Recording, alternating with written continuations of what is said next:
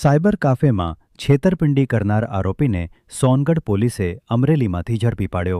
સોનગઢ, તારીખ 24. સોનગઢ પોલીસ સ્ટેશનને સાયબર ગુનામાં મહત્વની સફળતા મળી છે. સાયબર કાફેમાં છેતરપિંડીના ગુનામાં સંડોવાયેલા આરોપીને પોલીસે અમરેલી જિલ્લાના બક્સરા તાલુકામાંથી ઝડપી પાડી કાયદેસરની કાર્યવાહી હાથ ધરી છે. પોલીસના જણાવ્યા મુજબ સોનગઢ પોલીસ સ્ટેશનમાં નોંધાયેલા ગુનાની તપાસ દરમિયાન જાણવા મળ્યું હતું કે આરોપીએ ફરિયાદી પાસેથી આધાર કાર્ડ અને અન્ય દસ્તાવેજો મેળવી તેનો દુરુપયોગ કરી છેતરપિંડી આચરી હતી.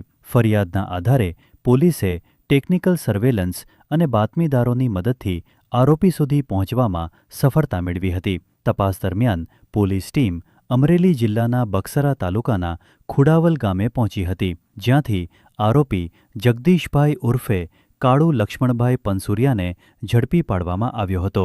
આરોપીની પૂછપરછ દરમિયાન ગુનામાં ઉપયોગમાં લેવાયેલા દસ્તાવેજો અને અન્ય મુદ્દાઓ અંગે વધુ તપાસ હાથ ધરવામાં આવી રહી છે.